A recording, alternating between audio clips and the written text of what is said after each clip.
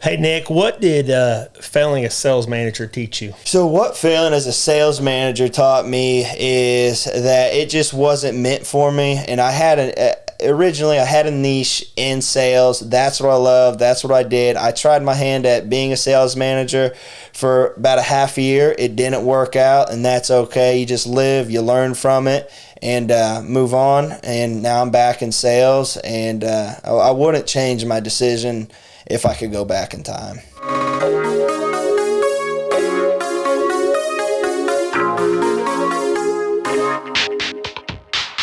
Welcome to this edition of the Hoel Truth Podcast as we continue our series in sales guys, just doing an introduction, getting people to know the sales team.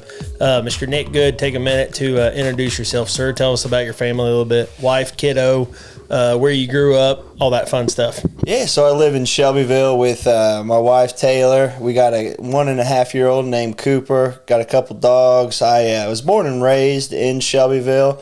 Graduated from Shelbyville High School back in 2015 and moved out to Colorado for a couple years, but now I'm back in Shelbyville and been there ever since. So what are you, 28? 28, yeah. Okay, so you've been with us almost 5.5 years now. Yes, sir. So kind of, I always like to kind of tell that story. Me and your old boss were buddies. We bought a flip house together.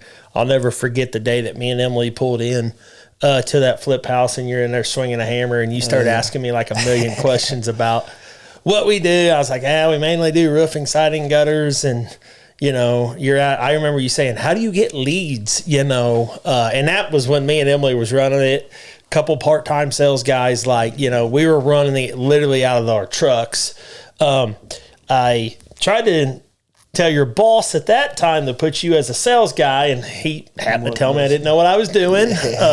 Fair enough. I'm pretty dumb, and I don't know what I'm doing a lot of times, but I think I got that one right. Yeah. But so long story short, I appreciated your integrity because you seen where that guy was kind of drifting off, going to probably close his business, and you didn't reach out to me behind his back because we were friends. And that just shows your character, but you end up getting a chance to come over. You and him and you and Jerry came over to work for me. And I remember the conversation. I sat you down. It was December when we took over. I was like, I need you to swing a hammer through the winter, but I really think you should do sales. And if you don't know Nick, he's very quiet. But he texted me one Saturday night with a little bit of liquid courage and pretty much said, hey, let's do this. And I wasn't dumb. It was 11 o'clock on a Saturday. Yeah. I knew he had a little liquid courage in him, but it's been a tremendous fun journey. Like we always say, Emily will say, well, we've watched Nick grow up to an extent, but I look at it the other way. You've watched this company grow up with adding all the support that we have. You've always been just supportive. When something goes wrong, a lot of sales guys will say, that's somebody else's problem. Like you just step up and you handle it. So I think that speaks volume. That's why you've had the success that you have had. But, kind of tell that journey a little bit where, I get it. You're going from a almost guaranteed weekly paycheck to commission based that 1 week you might make $4,000 and 2 weeks you might make $30. Mm-hmm. Yeah, no, I mean, I was just, I saw the opportunity there, and as always, I always appreciate the opportunity that you guys given me, and I knew that I didn't want to swing a hammer for the foreseeable future for the rest of my life, so I wanted another opportunity at something else, and then I saw that opportunity when I met you, and then I just rolled with it. I mean, if it was going to work, it was going to work. If it didn't, at least I tried. Yep. Yeah. Yep. So what did you do out in Colorado? Because I laughed because we were at your wedding, and Jerry was sitting with us, and your old boss from Colorado came around and introduced himself, and I introduced Jerry as the guy that taught you everything that you knew in construction, and I kind of offended your old boss from Colorado. Yeah, so my dad, he went to college out in Colorado, and he met a guy named Dave Gill, and Dave Gill, he started a construction company, and there's one summer right between my freshman and sophomore year of college where I wanted to get out and get away for a little bit. And my dad reached out to Dave Gill. Dave Gill said, yeah, I got a spot for him if he wants to come over here for the summer, just a couple months and work.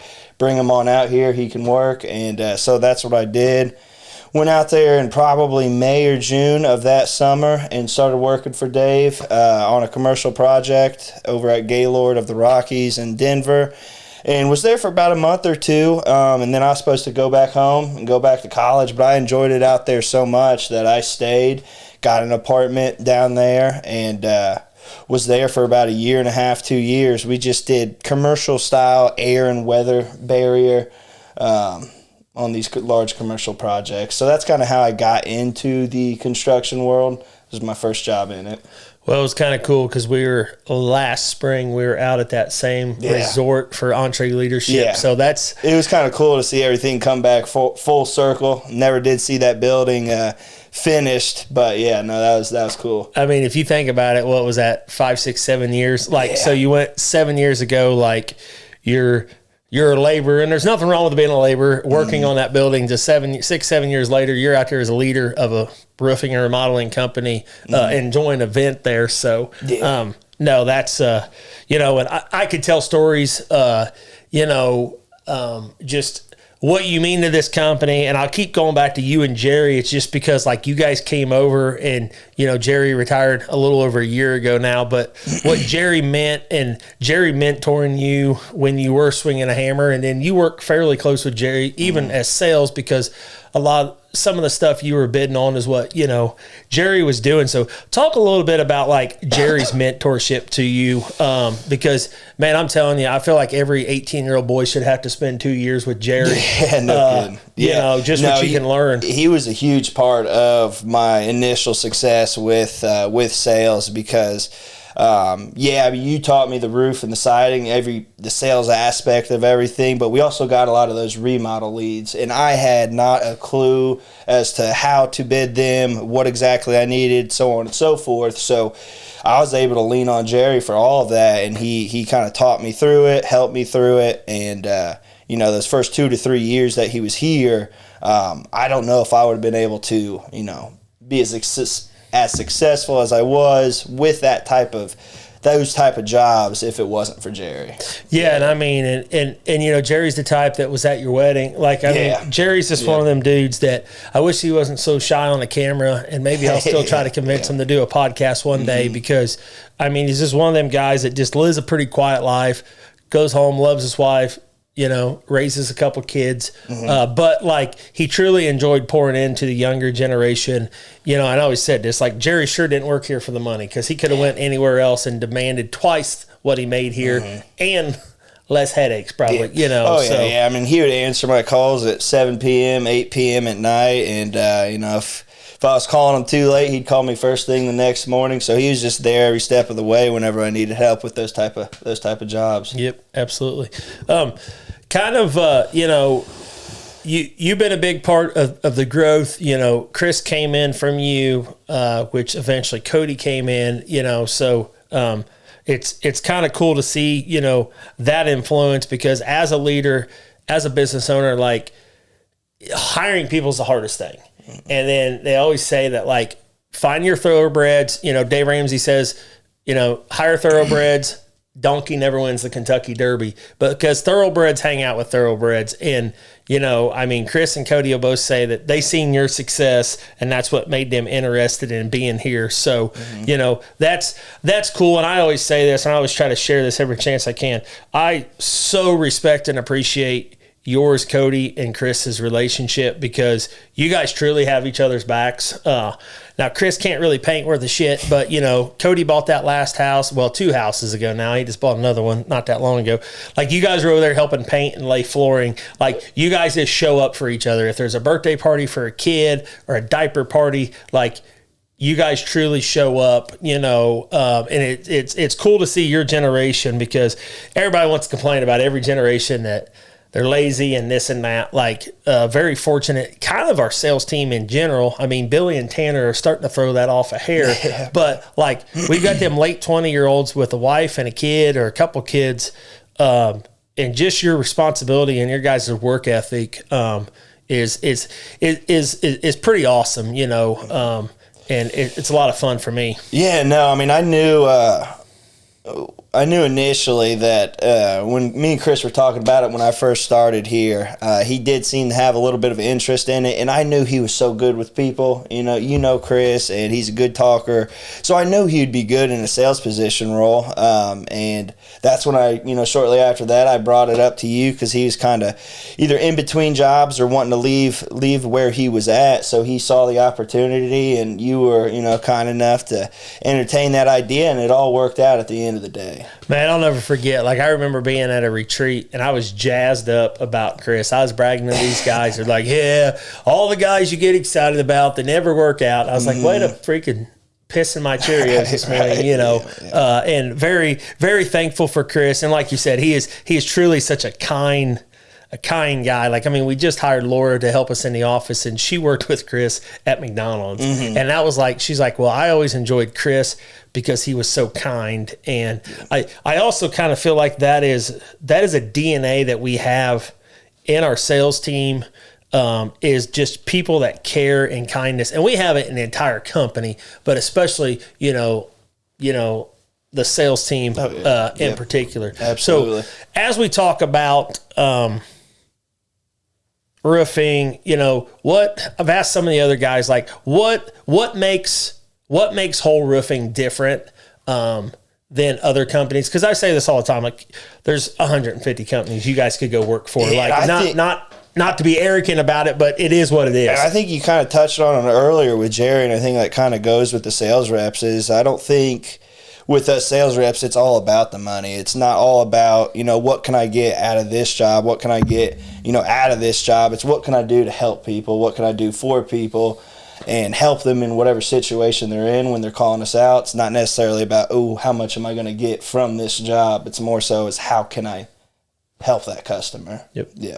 I think that's just the DNA that runs through our sales team. And it's cool to see like the newer guys coming on board and they still follow in those same footsteps. And I think that, it has to do with a part in the hiring process, but it's still same DNA amongst everybody. Well, and that's why like culture is the buzzword, is the sexy word to say. And in the beginning, it's easier for me and Emily to control culture when we're hiring Nick. And then we go ahead and we reach over and we hire Adam. But like now when we're interviewing, like, this last interview process, we had Chris and Adam interview. Ellie was part of the interview. So, it gets to the point, and we're not that big of a company, but it does get to the point where we've got to self-police the culture. And, unfortunately, we've had people get hired and they didn't fit in, and they kind of exited, and that's and that's the ebb and flow of things. And I say this, I don't want everybody to work here. Right. If that makes sense. Oh, yeah. Like, absolutely. I want to continue to grow the business, but what, as you've sold, kind of what's your favorite product to sell? My favorite product to sell is always roofs, and then as far as roofs go, Owens Corning Duration and Malarkey shingles. Those are the two primary shingles that we sell here. Absolutely. I think Owens Corning, sell mainly Owens Corning Duration shingles. It's what I've been selling since I started here. We kind of started shifting a little bit more towards Malarkey these past couple of years, try to push more of that. But it's the Owens Corning Duration. That's what I initially learned on. So yeah, it's just what I mainly push. It's crazy because like you just kind of go back to that. When I was trained, from another company, like they sold OC. So to me, that's second nature. And I remember when I started my own company, Certainty talked me into trying to push their product. And the first time I tried to go sell it, I didn't get the job. And dude, I butchered it. Like I felt like a rookie that had never sold a job before. It's like, once you believe in a product, and we're fortunate, it's a quality product and it's made right down the road, So for us, it's hey, support a small local company. And, we're supporting jobs literally in our backyard. Yep. Now, we are fortunate. Malarkey, Jared will be happy to see that shirt on you. The Malarkey on as I'm talking about Owens Corning. Yeah. Nate will be bleeping that part out when he sees that.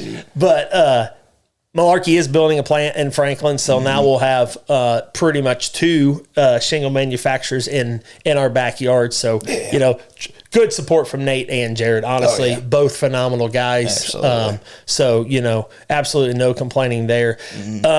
Kind of talk like, you know, so when you started, so many people were used to calling Hoel Roofing and getting Bob to come out there. And like, you were kind of that first shift where I was trying to hand as much off as I can, you know, and I don't just say it because you're sitting here. Like, I hear it over and over and over again. They're like, man, Nick is awesome. Like, you know, a guy that we're bidding some commercial work for now. Like, I was talking to him the other day and he's like, yeah, whatever you do, Nick never better get too busy not to come out to my stuff, you know? So, Dr. Rob Jackman's another one that comes to mind. And Dr. Rob knew me growing up and he's seen the business growing. So he understood like the transition that I've got to be able to send a sales guy out to handle stuff, you know, but he still pays compliments to you. And I mean, the first job you probably sold him was probably 3 or 4 years ago, you know, but kind of talk like what makes them, you know, Ella Casper is another one that just comes to mind, that just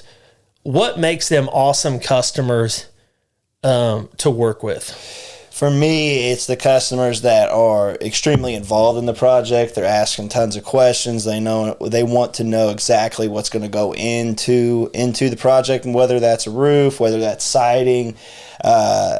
It's the customers that really care about the outcome of whatever they are wanting done, whatever service they're wanting done. Because you can talk with them, you can ask them questions, they're engaged, they're asking you questions about the product. So it helps you really dive into exactly what this looks like, how it's going to go, what this product is. So the more engaged a customer is, I feel like the better everything goes. And that's kind of my experience with it. What has becoming a dad, becoming a husband, like, how has that changed you? And I'll go ahead and say it. Like, I always felt like you were super mature, even, you know, because a lot of people be like, you know, I'll never forget, there's a customer at Edinburgh called me and said, when he got out of the truck, I looked at my wife and said, is he even 16? Now you've aged a little bit. Roofing sales is a little stressful sometimes, you know, but how has that changed your perspective on life and that kind of stuff? Oh man, it's been great. So Cooper's about 1.5 years old now, and it just makes something else that I can work for, because I know I got to set up Cooper for his future. So it's just another motivating factor that I have to keep on pushing, keep on doing it. Puts a little bit more pressure on you because you know you got somebody else at the house. But no, it's been great, and it's just another motivating factor. And coming home to him every day it's a blessing. So it's it's been great. What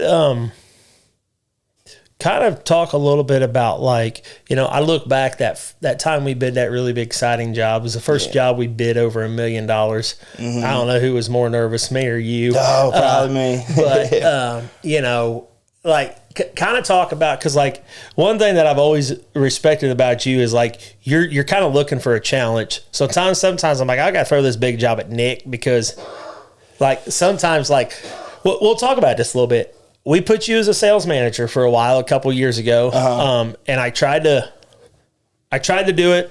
I never had a sales manager, so I always tell these guys, I'm learning how to grow a business with multiple office people now. You know, it's a learning day for me every day, you know, and we kind of talked about it, and we're like, you know, best case scenario, it works out, it takes off. Worst case scenario, what do you do? And I'll be honest with you, I had a couple industrial friends say he'll never stay if it doesn't work out.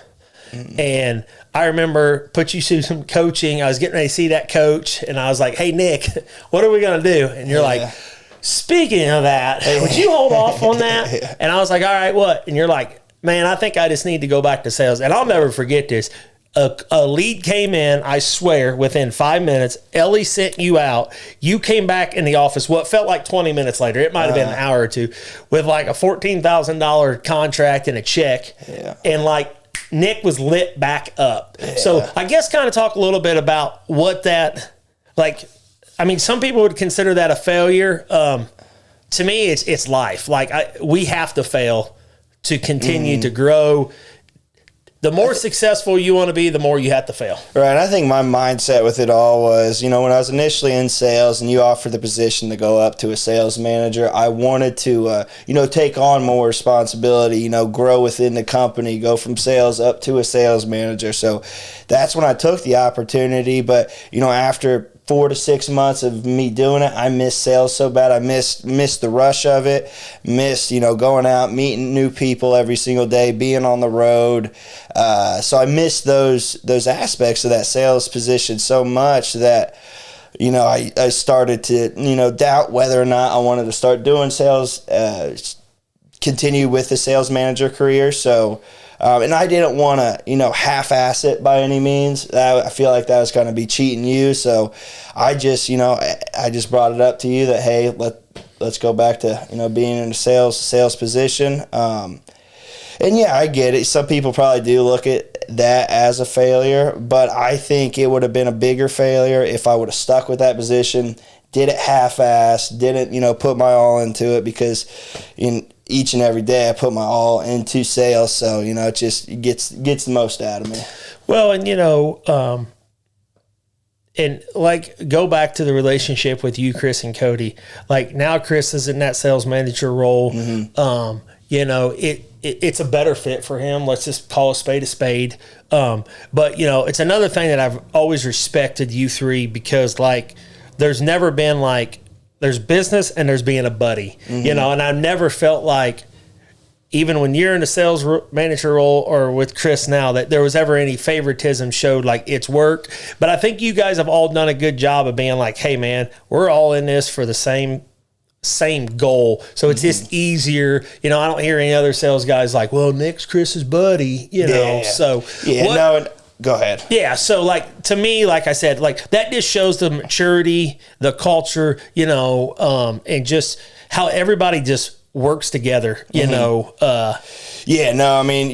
has been my buddy since about 6th grade in middle school. But that doesn't change the fact that now, he is the leader. He is my boss, and I'm going to respect that, whether I was friends with him or not. Right. So it doesn't change anything. If he tells me to go do X, Y, and Z, I'll go do X, Y, and Z.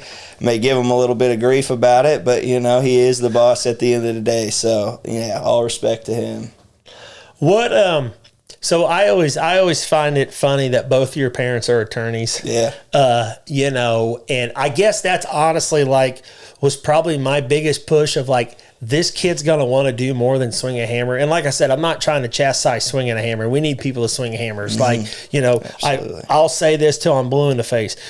We need people to do what their calling is in life, because we've got Adam behind the camera. Thank God Adam's doing that, because if me or you were doing that, this would absolutely suck, Right. Yeah. And I always joke that if Adam was out selling, he'd only meet with one person for about a 3-day period, because he'd talk to him too long, So then you got Ellie, that's just keeps the office, her and Emily keeps the office just together and keeps jobs, moving. So to me, it's like, the older I get, the more I appreciate people that are good at their craft. If it's a tech guy, if it's a sales guy, if it's a production person, a lot of us in the office is working with Steph on health stuff. And, like, that lady knows blood work and how to read that. And I mean, look at Emily's results, look at Adam's results, look at my dad's results. I mean, between Adam and my dad, they've both lost over 100 pounds. Wow. It's pretty cool to see Adam in his late 20s lose 100 plus pounds. It's really cool to see my dad, it's in his 70s, lose 100 pounds, healthy ways, not sick, fortunately, that kind of stuff. Yeah. So like I said, like, that's the fun part. The fun part of being an owner is, like, hiring quality people, and we've got a freaking office full of them, but making sure, they're in the right seat of the bus, is a metric that we talk about. Mm-hmm. What are some future goals that you have professionally, personally, that kind of stuff? Professionally, I would say, reaching the sales goal of $2.5 million a year, that would be my main goal right there. Still haven't achieved it yet. Got close last year, but still working towards it.